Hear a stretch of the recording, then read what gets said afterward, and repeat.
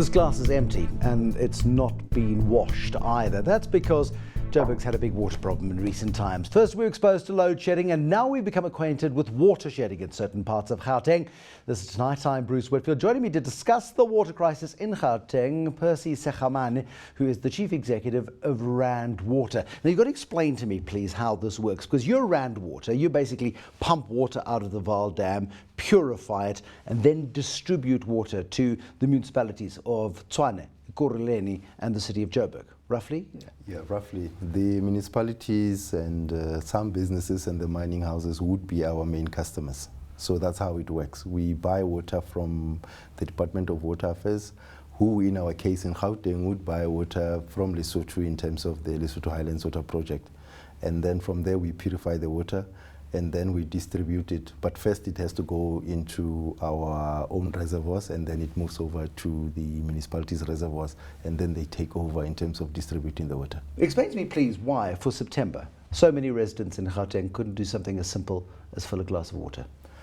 What happened was a lot of people have been talking about this as if there were water shortages. There were not water shortages. There was no water? In certain parts. Yeah. Let me explain that. Because there were still customers that were receiving water all the time. The thing that happened is we are one of those institutions that have our infrastructure being out there in the field and we're dependent just on the basis. Maybe I need to first start by explaining the formation of Rainwater. Rainwater came to be on the basis that the mining houses and the fact that Gauteng itself was discovered on the basis of gold. Yeah, there's no natural water source. Yeah. Yes, unlike other cities where cities get formed around water sources, it's based on the discovery of gold, which meant that somebody had to go take water from somewhere and make sure that they can bring it to where the gold was. Okay, so but you've got infrastructure and the infrastructure supplies water to local water utilities. That infrastructure failed dismally. Not everybody was without water, but millions of residents of Gauteng were without water. And you've only got to be without water for a couple of hours to know how essential it is. Explain to me why there were multiple failures of infrastructure over the last month that caused many residents to be without water for as long as 3 weeks. I think that's what I'm still doing on your first question. I'm still explaining that, and I think it will lead into the second question. On the first question, the reason why I started that in terms of the formation of rainwater is try to prove that because of the topography, we rely heavily on electricity because our infrastructure, especially when it comes to our plants for cleaning water, is in the south. Now our customers are in Johannesburg and then the other areas moving to the rest of Gauteng, even up to Mpumalanga in certain instances. Now because of the topography, we don't have the advantage of saying we will wait and the water will come via gravity. So we rely heavily on electricity in terms of saying even after we've cleaned the water, we need to pump it using electricity. And I need to state that for me to get off the grid in terms of what I need to do, it's around 700 megawatts that I need to do. On a monthly basis, I pay 100 million rands for electricity alone. So I'm just saying the operations of rainwater on the basis of how we are structured is such that there's a dependence on electricity for us to be able to push water to where the customers are. Now what has happened is there's been power failures on the different aspects of our network. And this is really unprecedented where you had 4 or 5 power failures coming from different sides. The first one was from City Power, then there were 2 from Eskoms on different sides of our business under normal circumstances, because people are thinking that we've never really had a plan B in terms of how we deal with this. But what we do normally would be, if there's a technical problem like that, we'll use another system and use interconnectivity to try and push water on the other side. But in this case... What is odd about this, though? I mean, a power cut or a cable theft is part of South African life. We're kind of used to that. But we expect everybody to have a plan B, whether you be a water utility or whether you be a bank. There is a plan B. But in this case, your plan B failed. And if you'd had a plan C, that failed as well. There was something like 5 incidents that coincided in what's been termed a perfect storm for water failure.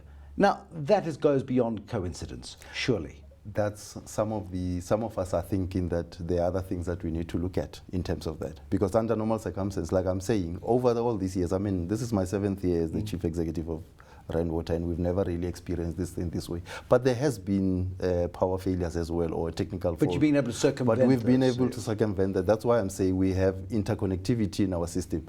But now when you now go to the second one and something like this happens, and as well, one of the big things that we have is the whole thing where cables get stolen on the side of electricity, because then that means even if you have a plan in terms of what you need to do. Was Randwater targeted? Were there multiple cable thefts? There were cable thefts, but there were also just technical faults on the side of the electricity suppliers. And even in this case, it was not only Eskom, it was Eskom and then City Power, then it was Ekurhuleni as well. So this is what led to But this confluence of events, I mean, if this was Hollywood and we were writing a script, nobody would believe that there would be so many coincidences. We'd have to create a plausible storyline to explain 5 individual failures within a matter of weeks that leads to such a diabolical service delivery failure. Please explain to me how you have, for 7 years, nothing. We have occasional faults. Then you get 5 in such quick succession. Look, for now, primarily we're first looking at saying, let's restore and make sure that we can get people water, and that's what we're focusing upon. Obviously, as we go ahead, and I think the minister has been out there also in terms of particular interviews saying probably the security cluster will also have to look at this, and I mean, this has also now flown into the political space as well. But mine is, as a technocrat, to look at ensuring that we can fix the problem, and at this stage we've been able to recover fully, but we are working closely with the municipalities as well, because some of these things happen, but the whole issue of people being able to vandalize and also steal electricity cables, and the market, you know, we talk about recycling. That makes sense to have scrap yards and whatever, but when it comes to copper... But this is not a new issue. The issue of scrap yards, all of this, the cable theft issue is not a new issue. Gautrain has struggled with it. It is a disease in South African society. The security cluster should look into it. The security cluster has failed dismally in the last 10 years on getting a handle on cable theft. This is a systemic problem. Yeah, but what I'm saying from our side is, if we had not, in terms of our own mitigating strategy, started looking at our ability to be able to interconnect our network, probably wouldn't be back now. That's one thing. The second thing is, during this time as well, the demand has actually peaked. Usually on average, I would say, if I look at last year's figures and all that, we're supplying per day 4,200 megaliters per day. But this shot up to about 4,700. Maybe as well, it's people thinking that maybe we'll be without water, so we now need to fill some of the drums and all of that. So we're experiencing unprecedented demand. You sound like Brian Damas used to sound during the load shedding. Is water shedding the new normal for Gauteng? No, we did not water shed. I need to explain that.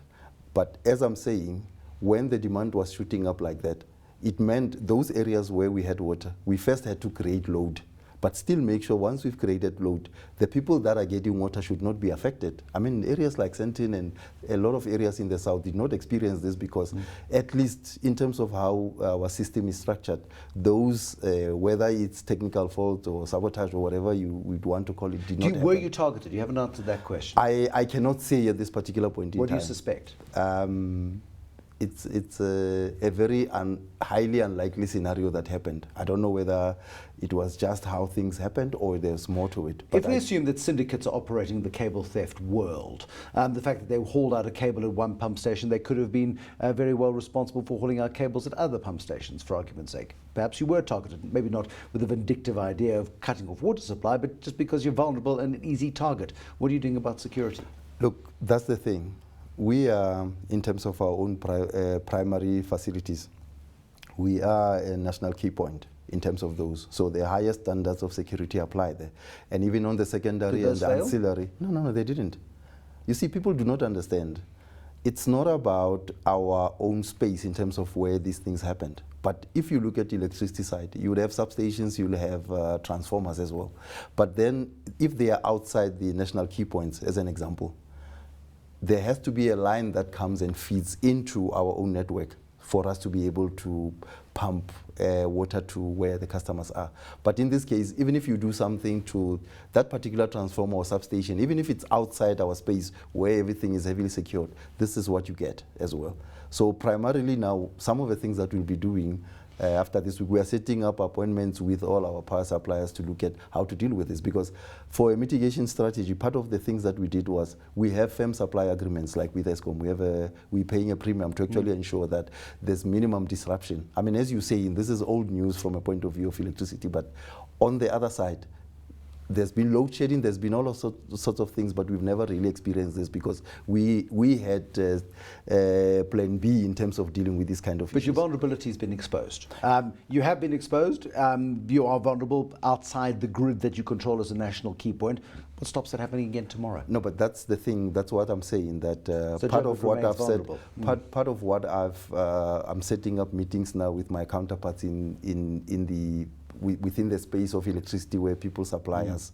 And on the other side, I know we've had a lot of engagements with the minister who's taking it up at a political level to try and actually see how do we deal with this. Because, I mean, even if somebody was targeting, you can't target a company that ultimately becomes about the public. I mean, we're supplying over 12 million customers. Now we need to actually make sure that we secure this. You remain And vulnerable. You remain vulnerable though? Look, we are upping everything. We've already met with some of the people that would look at the status of all our networks. So we're not just sitting back and saying, no, this is fine. Although on our side then, we did not have any breach, so to speak, in terms of security. But what we're saying is we need to look beyond that when we now talk to all our electricity suppliers from a point of view of what do we do going forward. Some people have talked about this in terms of saying, but as your question was implying as well, that if you knew that we don't have, we have erratic power supply, why couldn't you have backup and whatever? Like I said, I need about 700 megawatts. That's why I'm paying around 100 million rands per month for electricity, which means as well, if I do that, I'm going to need an extra 8 billion just to say I need to have standby generation. And if I use gas for those because I can't use electricity in case it's not there, then that means I'm going to What does that do to the price per litre of water? Does it double the price? Does it triple the price? That's where I'm headed. I mean, a replacement value for the whole of rainwater is over 80 billion rands. Is our water too cheap?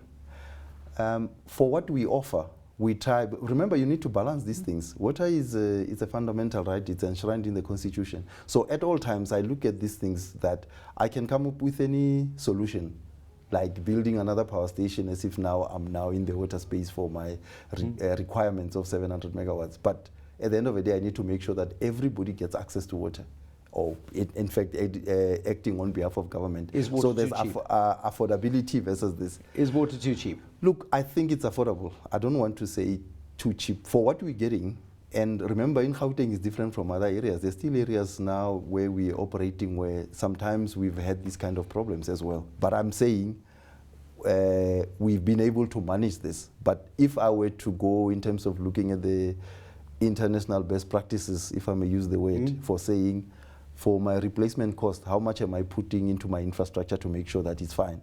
Then the tariffs would increase if we just go overboard in terms of that. We must leave it there. My thanks to the Chief Executive of Rand Water, Percy Sechemane. Sechemane, I beg your pardon. There we go. And I've been corrected. He's had his own back this evening as well. It's a complicated issue. Clearly, Rand Water, different municipalities, and a breakdown. Many areas of Gauteng without water for up to 3 weeks. Hopefully the problem is resolved and the vulnerabilities in the system, as explained by Mr. Sechemane, have been also cleared up. There'll be more tonight, tomorrow. Till then, bye-bye.